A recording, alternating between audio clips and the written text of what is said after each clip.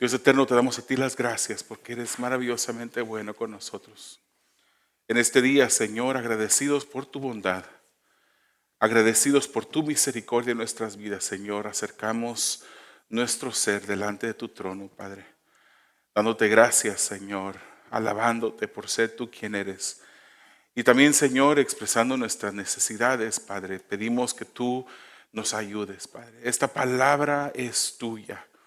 Yo te ruego, Señor, que tú seas manifestándote en nuestros corazones, en nuestras mentes en esta mañana, mientras que nosotros, Señor, escuchamos tu palabra, indagamos, estudiamos, Señor, esta escritura que tú nos has dejado, Padre, para nuestro bien, para nuestra corrección, para nuestro ánimo, para, Señor, que podamos conocerte de una manera más y más íntima cada día. Y te pedimos, Señor, que obres en nuestras vidas, que obres en nuestro ser de una manera gloriosa, Señor, como solamente tu Espíritu Santo puede hacerlo. Mueve nuestras mentes, Señor, a pensar, a analizar, Señor, tus escrituras. Pero que no se quede simplemente como un ejercicio, Señor, mental o analítico, sino que podamos nosotros, Señor, meternos en esta palabra de tal modo que nuestras vidas sean cambiadas. Hazlo, Señor. Hazlo, Padre. Y te pido, Padre, que tú te encargues de toda situación de salud. Para ti sea la gloria siempre, Señor. Te pedimos todo esto para el bien de tu iglesia y la gloria de tu Hijo. En el nombre de Jesús. Amén. Bien, hermanos, pues seguimos en esta serie de Amós. Amós, el título es Amós y el subtítulo Adoración y justicia a la manera de Dios. Adoración y justicia a la manera de Dios. Y el mensaje del día de hoy tiene por título Busquen al Señor y vivirán. Busquen al Señor y vivirán.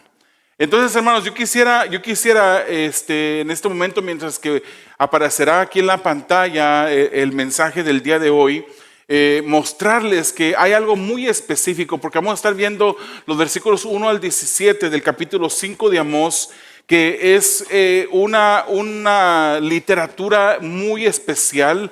Obviamente sabemos que en el libro de Amós hay poesía.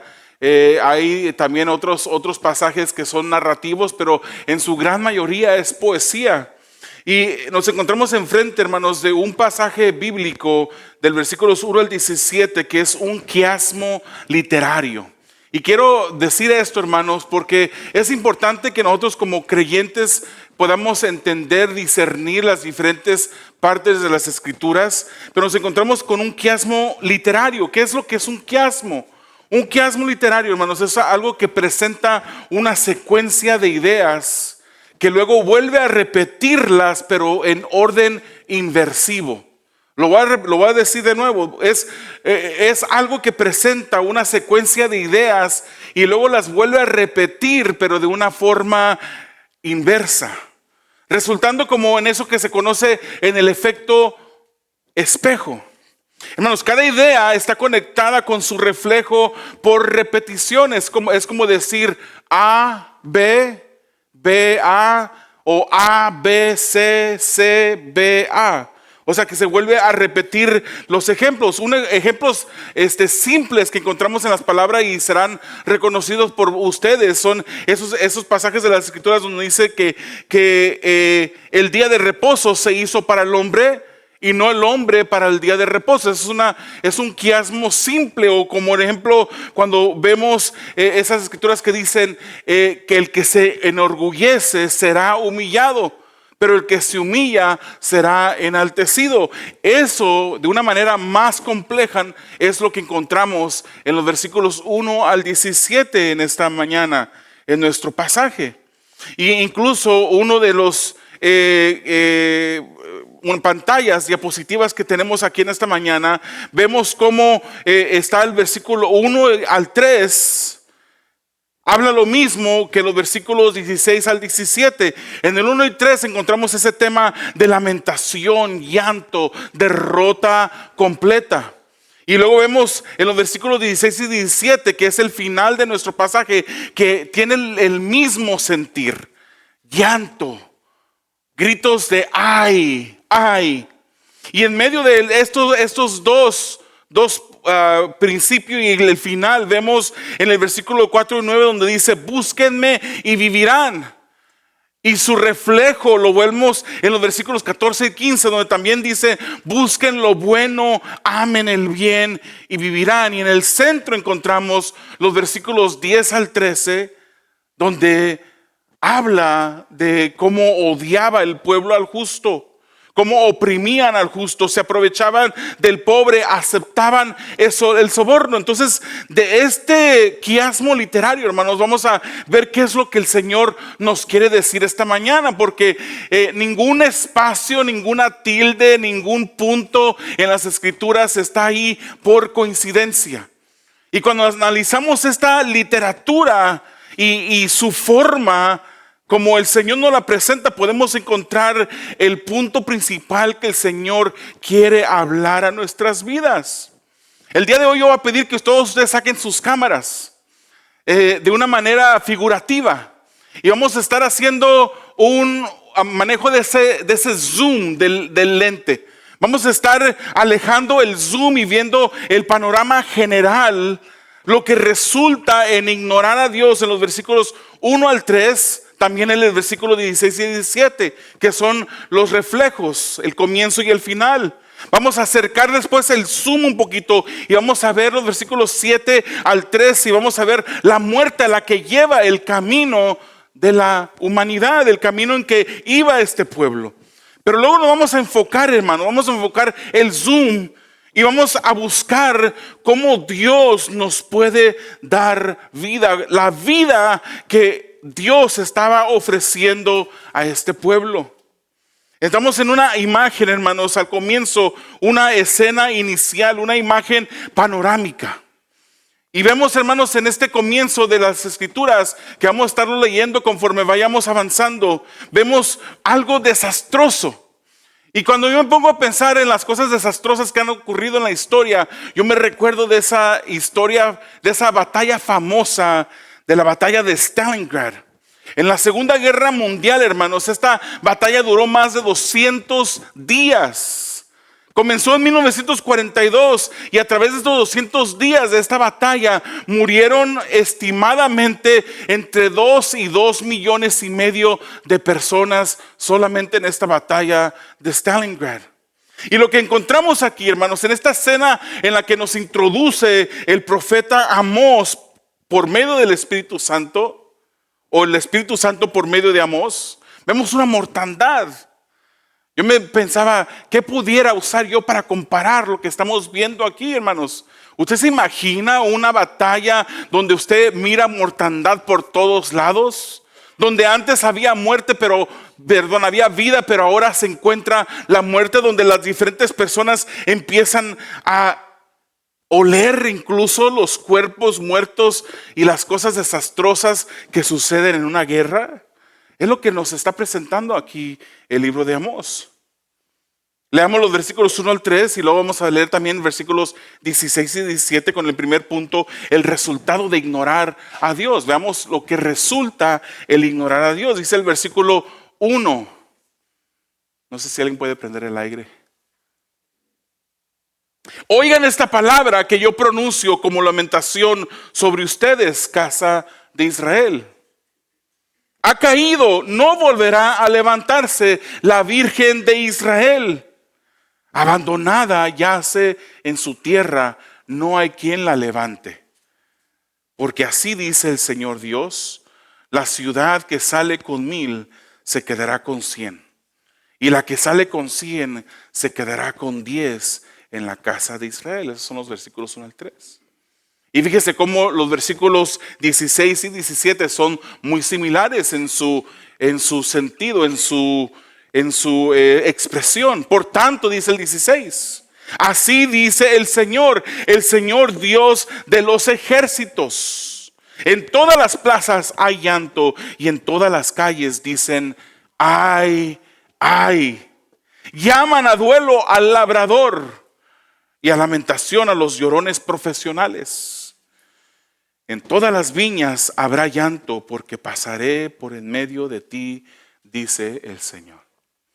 Si usted ha estado con nosotros desde el principio de esta serie de Amós, estamos viendo a un pueblo que está descarriado. Un pueblo que Dios había escogido, un pueblo que había sido llamado, escogido de entre todas las naciones de la tierra. Dios había escogido a este pueblo de Israel.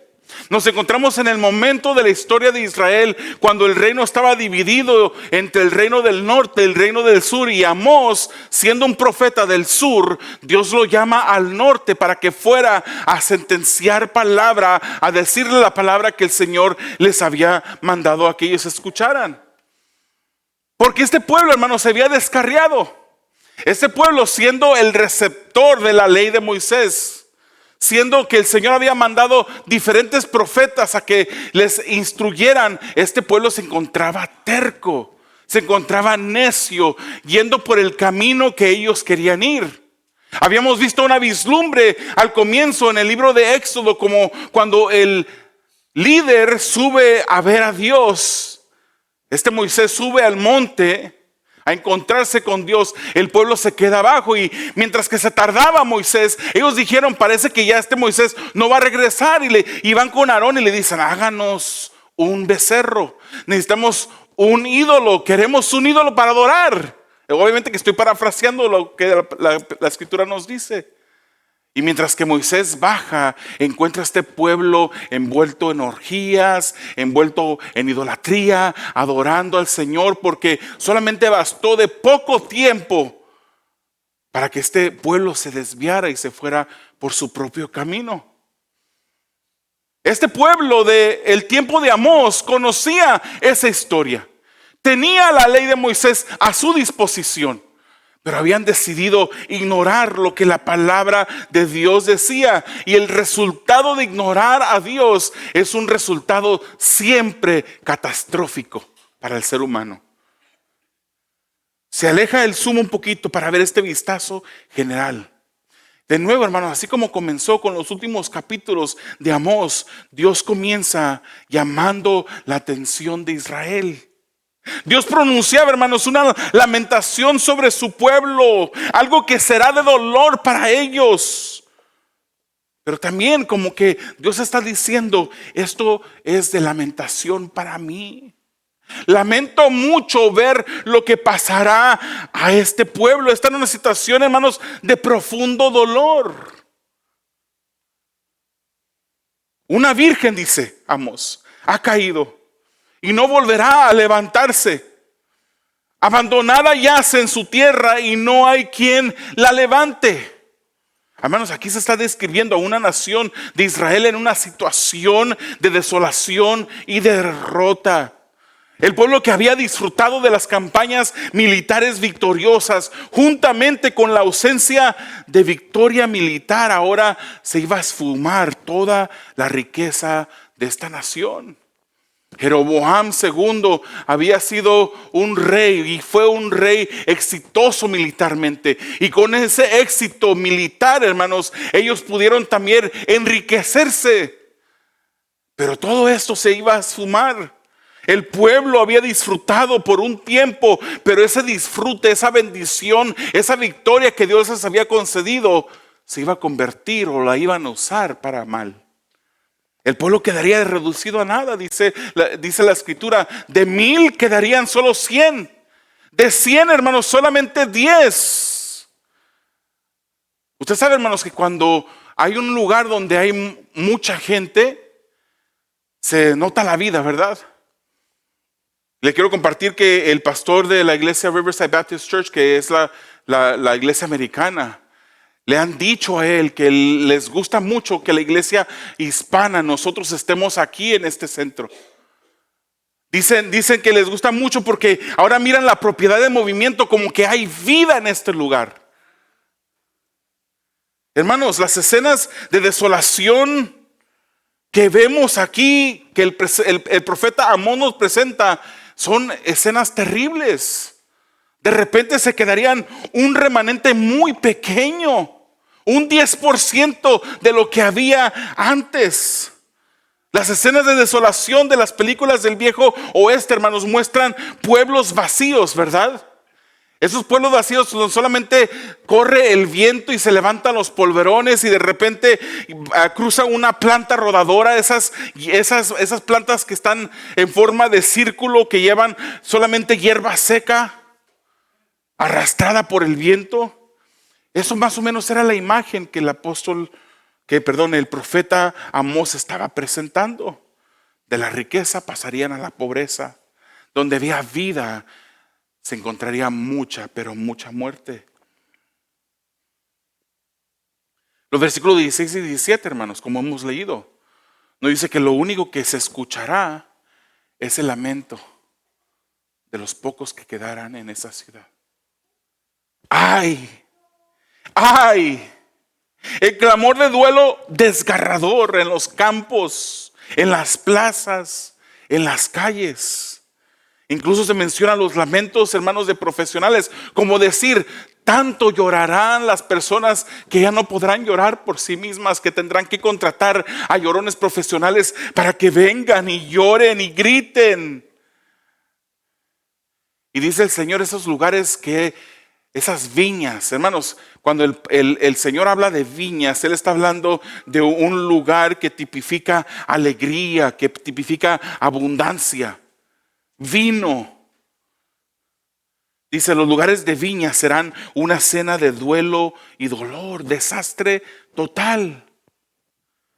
De un momento al otro, hermanos, si vemos más adelante, si adelantamos la historia, vemos cómo el pueblo asirio llega y sitia la ciudad. Y por unos días la estuvo sitiada hasta que esta ciudad cae bajo los asirios. Me imagino, hermanos, a Job. Imagínense una mañana, Job se levanta y Job tiene tiene muchas propiedades. 7,000 ovejas, 3,000 camellos, 1,000 bueyes, 500 asnos, pero muchos siervos. Y tiene 10 hijos. Y ese día se levanta y al terminar el día él se encontraba sin nada. Porque había venido un desastre a su vida. Esta es la imagen, esta es la fotografía, la escena que encontramos aquí comenzando el libro de Amós. ¿Por qué se pronuncia esta lamentación sobre el pueblo, hermanos? Porque el pecado reinaba en el pueblo. Y Dios, hermanos, les estaba dando un vistazo del camino, lo que resultaría del camino en que vivían ellos. El pecado era el pulso de las personas que vivían en este lugar. Ellos vivían para pecar. Si había pulso en su cuerpo, había pecado en sus vidas. Y ese sería el resultado, hermanos, de ignorar a Dios. Esto es lo que el profeta Amós está presentando. Hermanos, el fin del hombre que persiste en el mal será uno de destrucción repentina. Quedará irreconocible, hermanos. No podemos persistir en ignorar a Dios cuando el Señor nos llama. Y muchas veces pensamos, es que nosotros somos hijos de Dios y Él no nos va a castigar. Pero hermanos, el padre que ama a su hijo lo disciplina a su hijo. ¿Cuántas veces nos ha llamado el Señor? ¿Cuántas veces nos ha querido corregir? Hermanos, tarde o temprano el pecado alcanza al hombre con fines desastrosos, a niveles apocalípticos.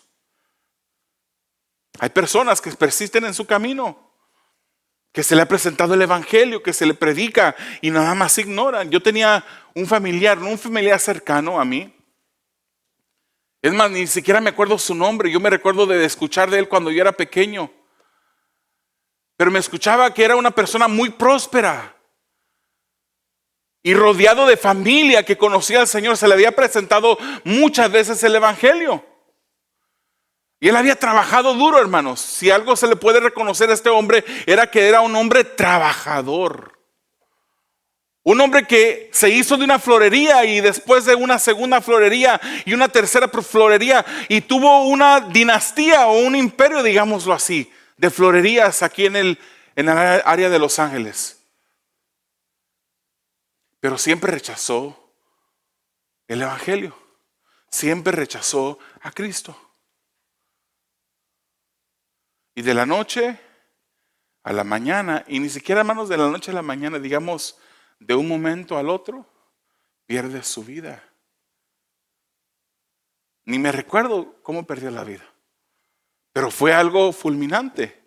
Fue algún tipo de ataque al corazón o un derrame cerebral, de algo que le quitó la vida en un momento. Mateo 16 dice: ¿qué aprovecha el hombre? ¿Qué aprovecha el hombre ganar el mundo y si su alma se pierde? ¿Qué es lo más importante en nuestras vidas, hermanos?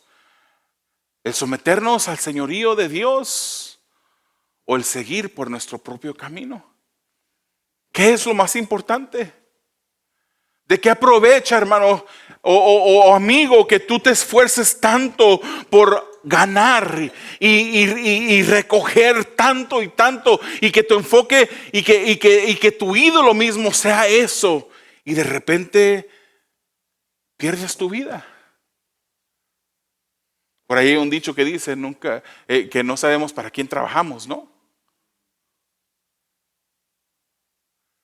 Hermanos, es día de escuchar la voz de Dios y de ver las advertencias que Dios hace. Vamos a los versículos 7 al 13. Segundo punto: sigan en sus caminos y morirán. Sigan en sus caminos y morirán. Versículos 7 al 13 dice: consuma a los que convierten el juicio en ajenjo y echan por tierra la justicia. El que hizo el Pleiades y el Orión cambia las densas tinieblas en aurora y hace oscurecer el día en noche. El que llama a las aguas del mar y las derrama sobre la superficie de la tierra. El Señor es su nombre. Él es quien desencadena destrucción sobre el fuerte y hace que la ruina venga sobre la fortaleza.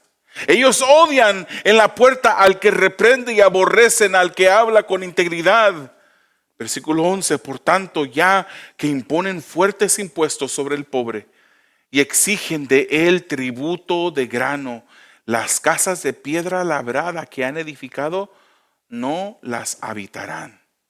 Han plantado viñas escogidas, pero no beberán su vino. Pues yo sé que muchas son sus transgresiones y graves sus pecados.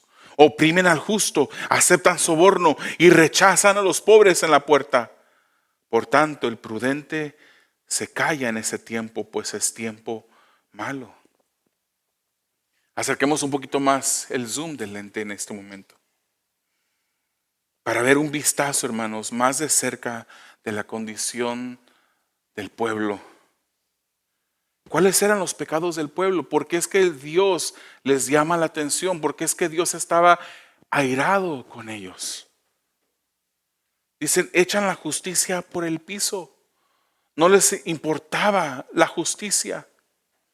El versículo 17 dice que el juicio que debía de proveer de alivio y respaldo para que el que lo necesitaba, los ricos, los que controlaban, los que gobernaban, lo habían convertido en trago amargo, en ajenjo para los que buscaban la justicia.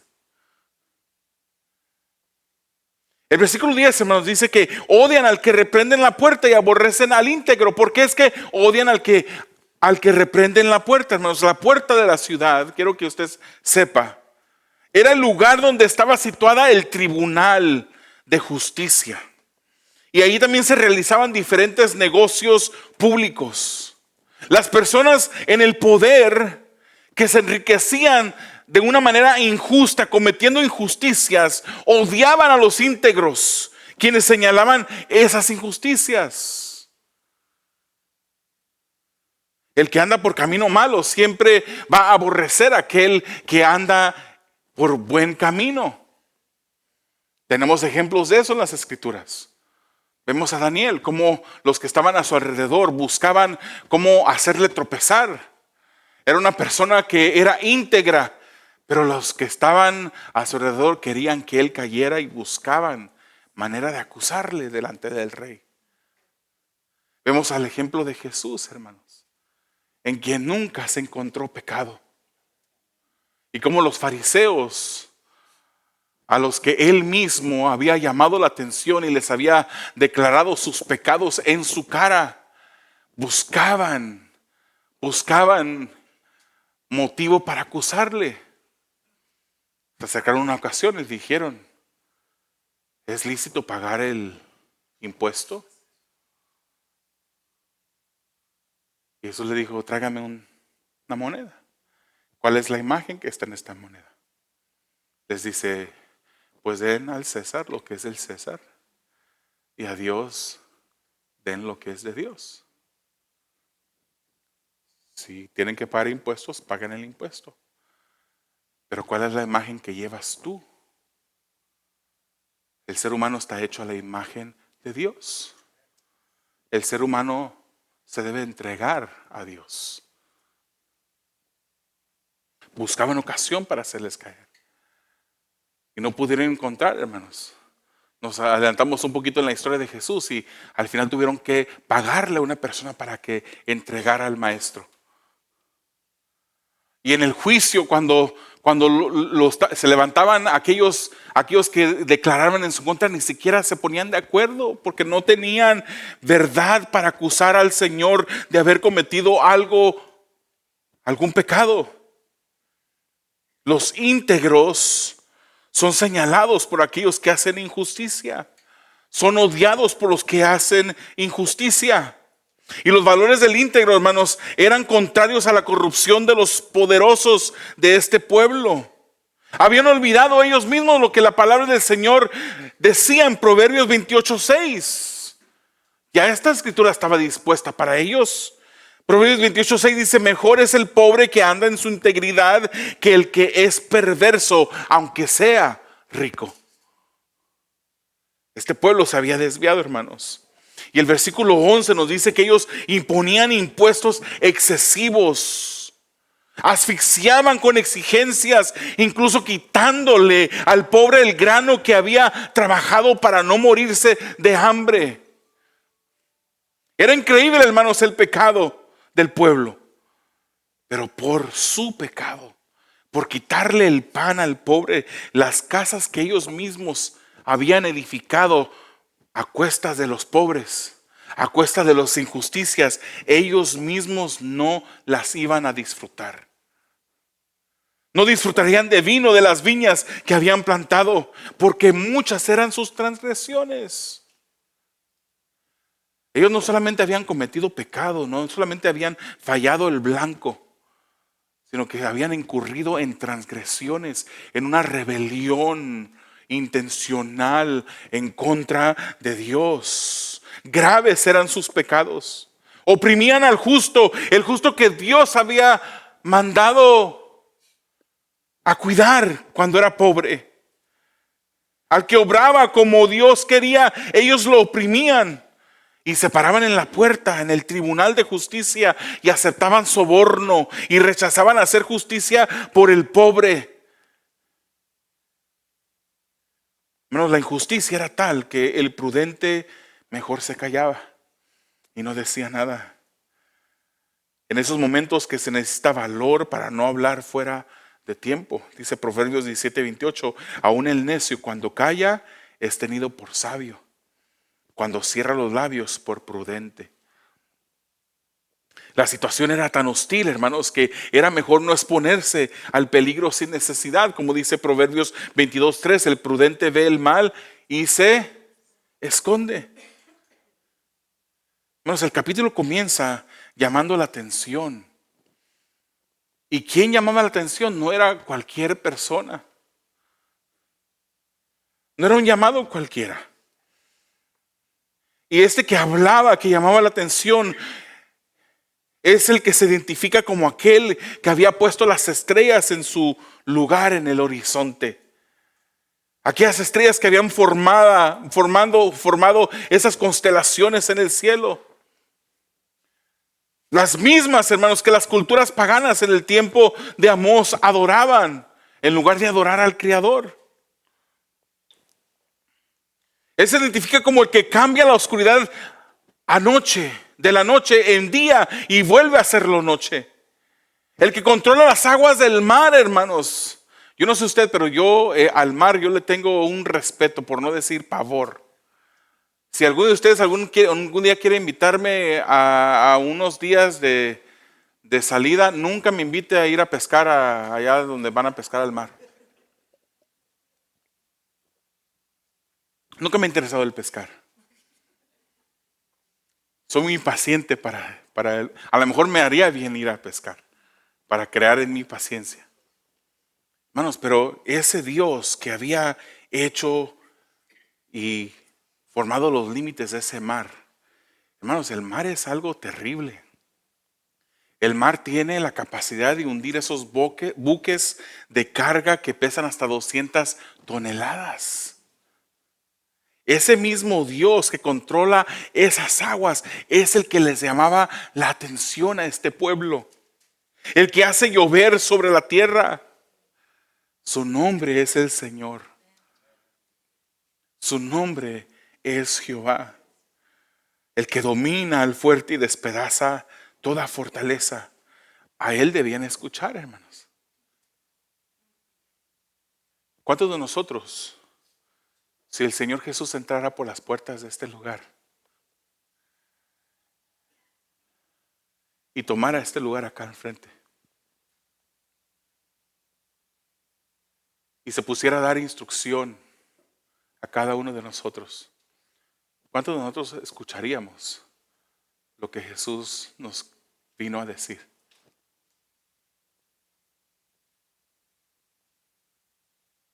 Pues todos los domingos, hermanos, todos los días que nos reunimos, los jueves, el Señor Jesús está aquí, hablando en nuestras vidas. El resultado de ignorar a Dios es la muerte. El fin que nos lleva este camino de ignorar a Dios es la muerte. A Él debemos escuchar.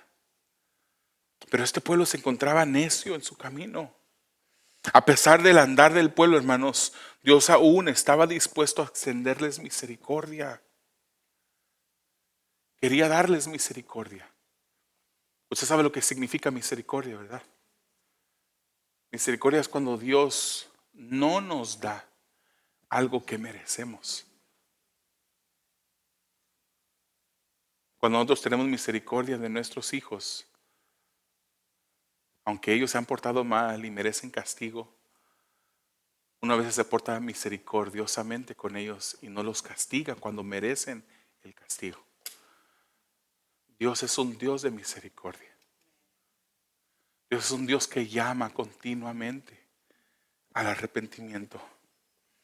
Y así como con Israel, hermanos, Dios te está llamando a dejar el camino que llevas. Dios te está llamando. Me han dicho que los últimos 2 mensajes de domingo han sido mensajes difíciles, confrontadores, que traen convicción. Pero es solamente Dios llamando a su pueblo. Es solamente un Dios Padre misericordioso que desea que sus hijos corrijan sus caminos. Dios está dispuesto a dejarse encontrar por ti, pero tú debes de buscar el camino de Él. Mientras hay vida, hay esperanza, y donde hay un corazón contrito y humillado, Dios nos ha prometido que Él no lo va a rechazar. Miremos ahora lo que yo considero es el punto principal de estos versículos 4 al 6 y 14 al 15. Busquen al Señor y vivirán.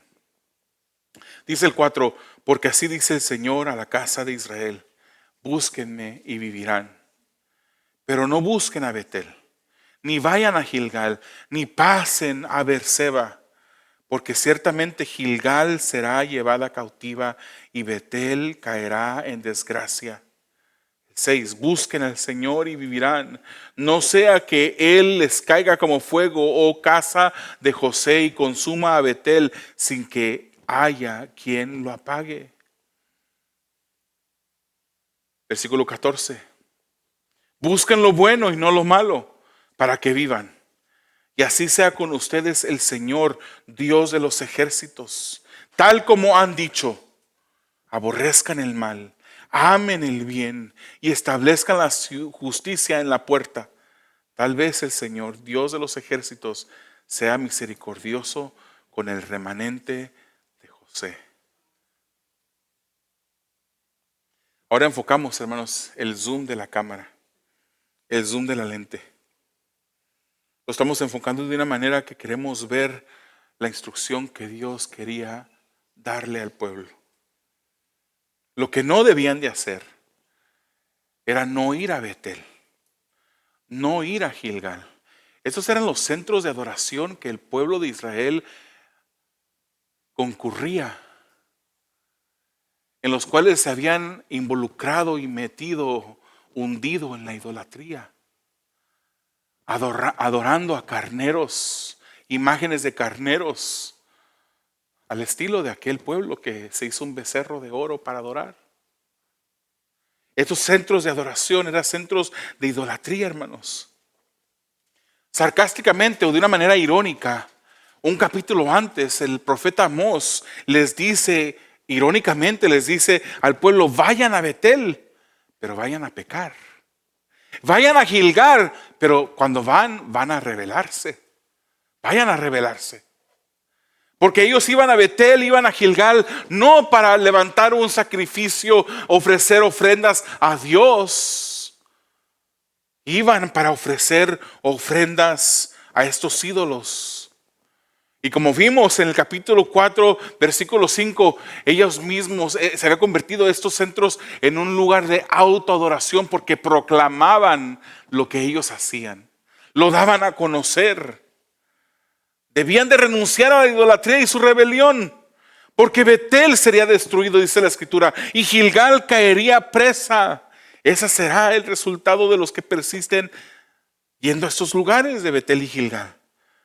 Habría una calamidad irreversible que los encontraría a quienes se encontraran en ese lugar en aquel día. Hermanos, el Señor les da una puerta de salida. Una cuerda con un salvavidas. Imagínese usted allí en medio del mar, con ese mar embravecido. Y luego pasa una lancha que le avienta, o más bien un barco que le avienta un salvavidas. ¿Qué haría usted? Ese es un salvavidas que el Señor estaba haciéndoles disponible a ellos. Pero para esto debían de obedecer a Dios. Debían someterse a su señorío. Dice, búsquenme. Esta palabra se repite 4 veces en este pasaje. Búsquenme. Dios estaba teniendo misericordia, le estaba ofreciendo misericordia. Decía, búsquenme, busquen al Señor, busquen lo bueno, para que vivan. Ese será el resultado. Si me buscan, vivirán. Para que Dios esté con ustedes, así como solían decir ellos equivocadamente, Dios está con nosotros, pero en realidad no estaba con ellos, porque se encontraban en su camino pecaminoso. Pero si el Señor dice, pero si me buscan, entonces en verdad yo estaré con ustedes. Si se volvían a Dios, Dios estaría de su lado. Pero ellos debían de aborrecer el mal, amar el bien, corregir los tribunales que se encontraban inmersos en injusticia, corregirlos a justicia. Tal vez Dios tendría misericordia sobre el remanente de José. Menciona nada más el remanente de José. Hermanos, en el reino del norte las tribus predominantes eran las tribus de Efraín y Manasés. Efraín y Manasés no fueron hijos de Jacob, fueron sus nietos. Ellos fueron hijos de José.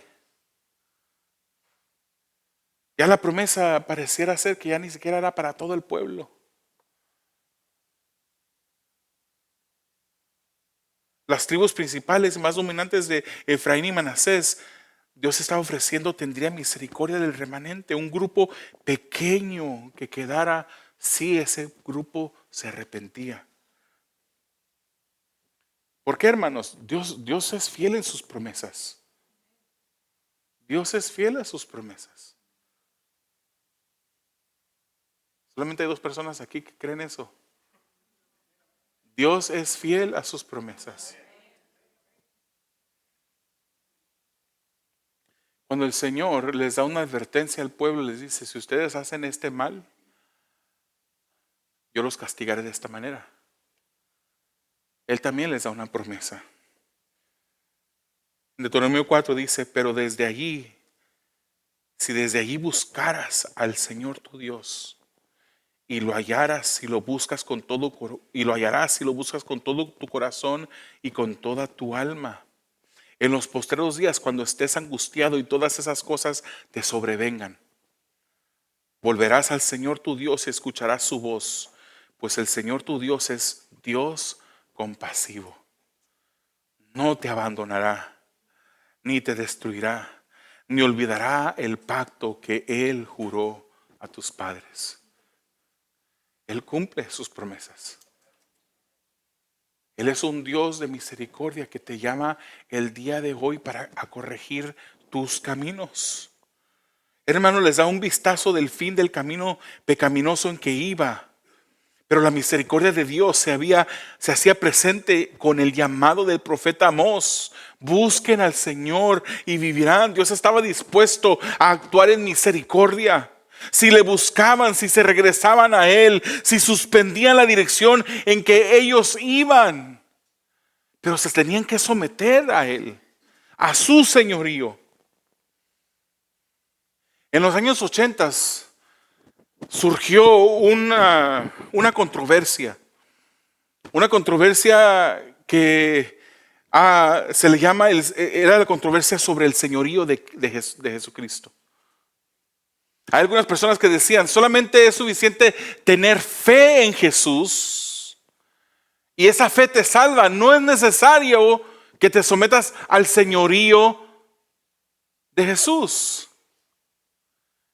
Y uno de los pastores que lideró esta batalla en contra de aquellos que decían, no es necesario someterte a su señorío, fue el pastor John MacArthur. Y de esta situación sale ese libro que se lo recomiendo que usted lo lea, El Evangelio según Jesucristo. Donde él decía, obviamente hermanos sabemos, y el pastor John MacArthur no está negando ni está diciendo que la salvación no es solamente por fe, es solamente por fe. La salvación viene por fe. Pero el resultado de una fe salvadora es el sometimiento al señorío de Cristo. No podemos decir que creemos en Jesús si no nos estamos sometiendo a Él. Este pueblo decía, el Señor está con nosotros, Jehová está con nosotros, pero no estaba con ellos, porque ellos no se habían sometido a Él. El corazón de ellos no era un corazón que estaba doblegado ante el señorío de Dios. Pues ahora con nosotros, hermanos, no es suficiente que tú nada más digas, yo creo en Jesús. ¿Es la fe suficiente para salvar? Somos salvos por gracia mediante la fe. Pero ¿qué pruebas hay en ti que eres salvo? ¿Cómo se puede comprobar? Cuando tú te miras al espejo de las Escrituras y te pones delante de este espejo, ¿cómo es que tú puedes comprobar que eres hijo de Dios? ¿Simplemente porque tienes más de una Biblia en tu casa? Porque escuchas el devocional diario y le pones tocar ahí en ese video y es suficiente. Lamentablemente hay algunos que viven pensando que son hijos de Dios, pero solamente viven tocando las cajitas de una lista de cosas que deben de hacer para calmar la conciencia. Ya escuché el devocional. Ya oré 30 segundos. No importa cómo vivamos el resto de la semana, pero ya fui el domingo, ya llegué a la iglesia.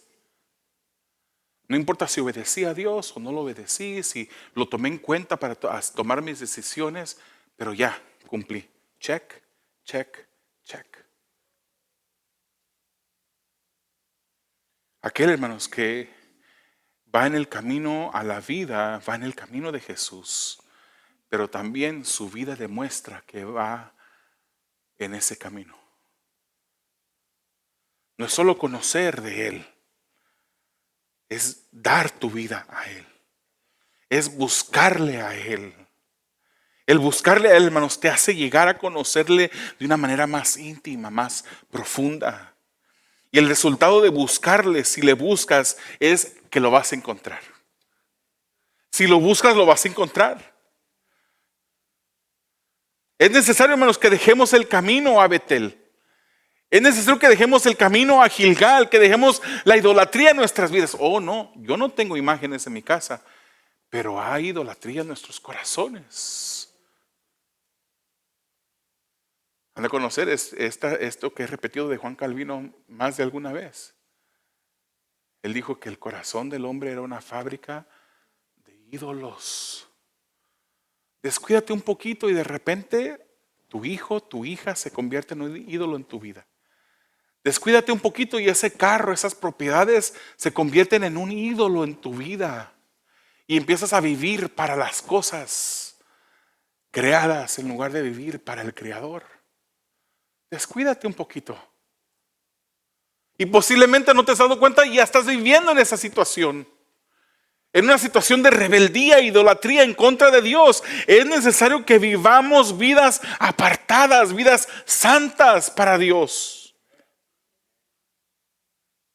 Isaías 55, busquen al Señor mientras puede ser hallado, llámenlo en tanto que está cerca. Abandone el impío su camino y el hombre malvado sus pensamientos y vuélvase al Señor, que tendrá de él compasión, al Dios nuestro que será amplio en perdonar. Por ahí algunos han de haber escuchado que un mensaje del Evangelio que dice: ven a Jesús, Él tiene un plan maravilloso para tu vida. Pero no hablan de lo que tienes que entregar para venir a Jesús. No se habla de lo que te va a costar el seguir a Jesús. El Señor Jesucristo dijo que el que quiera seguirlo a Él debe negarse a sí mismo. Seguir su cruz, pero tomar su cruz y seguirle. Negarse a sí mismo, tomar su cruz y seguirle. Jesús llama, pero su llamado es con un ánimo incondicional, pero con una demanda condicional. Su llamado es incondicional. Todo el que quiera venir puede venir. No importa cómo estés, pero Él te llama a vivir una vida con condiciones. Una vida con Él con condiciones. Una vida rendida, sometida a su señorío. Dice 2 de Crónicas 7:14: si se humillare mi pueblo, sobre el cual mi nombre es invocado, y oraren y buscaren mi rostro y se convirtieren de sus malos caminos, entonces, ¿se fija que sí hay condiciones? Entonces yo oiré desde los cielos y perdonaré sus pecados y sanaré su tierra. Mateo 6:33 dice: pero busquen primero su reino y su justicia, y entonces todas estas cosas serán añadidas. Él manda a sus discípulos a buscar su reino. Él nos dice: pidan y se les dará, busquen y hallarán, llamen y se les abrirá. Mateo 7 dice: porque todo el que pide recibe, y el que busca halla, y el que llama se le abrirá. Jesús está llamando a arrepentimiento. Ya sea que seas un hijo de Dios, Él nos llama continuamente a acercarnos a Él, a buscarle, a que las situaciones que hay en nuestras vidas que lo ofenden a Él, las dejemos a un lado. Pero Él también llama a aquellos que no son sus hijos a una vida de arrepentimiento.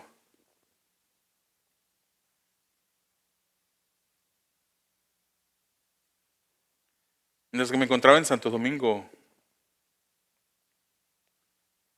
el pastor Miguel Núñez nos estaba enseñando, y yo sé que he sido cristiano por mucho tiempo, yo sé que he sido un hijo de Dios por mucho tiempo, pero Dios usó al pastor para hacerme entender algo de una manera más profunda. El pastor Miguel Núñez enseñó que muchas veces nosotros pensamos que el arrepentirnos es simplemente confesar nuestros pecados. Venimos delante de Dios, confesamos nuestros pecados, pero luego nos levantamos y al pasar un tiempo, unas horas, unos días, volvemos a caer en el mismo pecado. Obviamente el pastor Miguel Núñez no está diciendo que vamos a vivir unas vidas perfectas. La vida perfecta está de aquel lado de la eternidad, no en este lado. Pero también las Escrituras nos dice que el que es hijo de Dios no practica el pecado. No incurre en el mismo pecado y continuamente va tras ese pecado. Y él nos dijo, enseñan a sus congregaciones a pedirle a Dios que les conceda el arrepentimiento. Pidámosle a Dios, hermanos, que cuando venimos a Él haciendo una confesión, no sea simplemente una aceptación que hemos pecado. Que no sea solamente una confesión de pecado, sino que el Señor, pedirle a Él, rogarle a Él, buscarle, pidiéndole que nos conceda el arrepentimiento.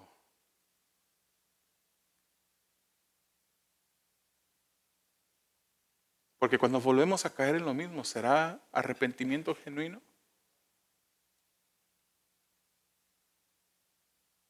Si yo insulto a mi esposa, no la he insultado, pero si la insultara y le digo perdóname, pero luego la vuelvo a insultar, la vuelvo a maltratar, ¿me estoy arrepintiendo en verdad? ¿Ha sido mi arrepentimiento genuino en verdad? Dios nos llama a arrepentimiento, hermanos. Te voy a invitar a que cierres tus ojos, que inclines tu rostro.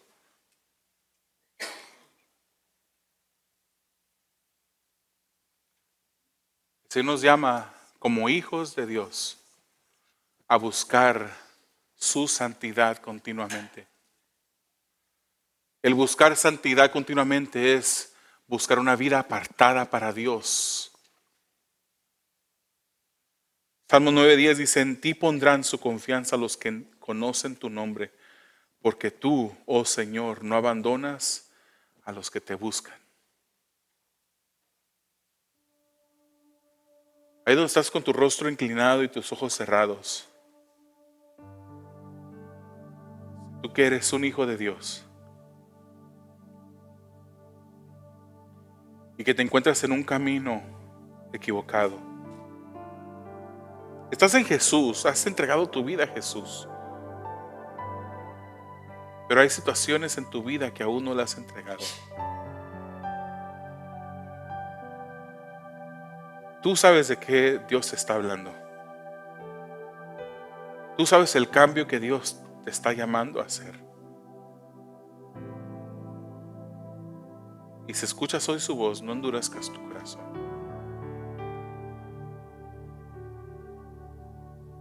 Obviamente, hermanos, esas palabras que encontramos en el libro de Hebreos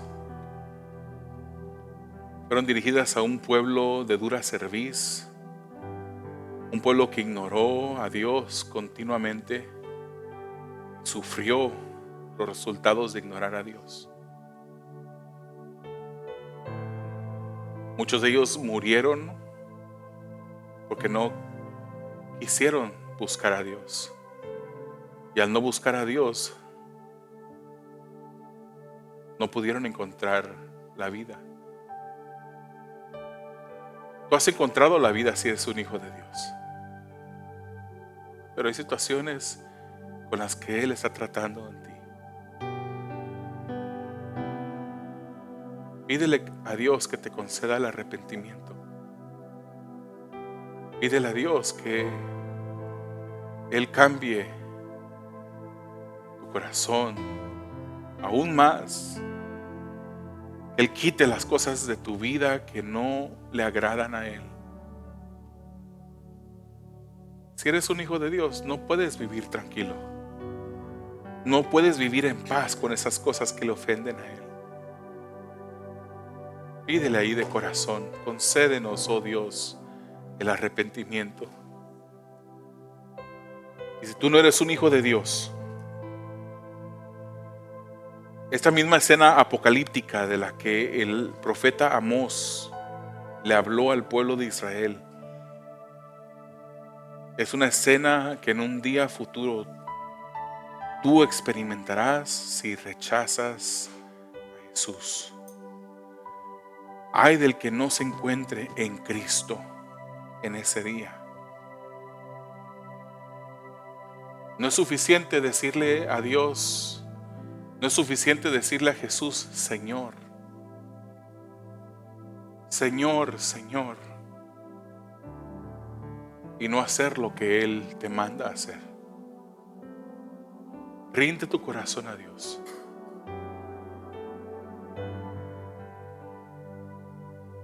Cambia tu camino. Síguele. Pon tu fe en Jesús. Porque si tú pones tu fe en Jesús, Él te perdonará. Te dará fe para creer en Él. Te dará arrepentimiento. Y el castigo apocalíptico que te deparaba en el futuro ya no más será, porque Él cambiará el curso de tu vida si tú te entregas tu vida a Él, si tú reconoces que eres pecador y te arrepientes. Amado Dios, te damos gracias por tu palabra. Te damos el honor y la gloria a ti, Señor. Pero permite que nuestra alabanza, nuestra adoración no solamente sea en palabra. Permite, Señor, que nosotros podamos buscarte continuamente. Que podamos, Señor, hallarte, Padre. Que podamos, Señor, someternos a tu señorío continuamente en nuestras vidas. Seguirte buscando en rumbo a esa vida, Señor, que tú nos has dado. Y en esa vida que nos has dado. Te lo pedimos confiando que tú lo puedes hacer, Señor. En el nombre de Jesús. Amén.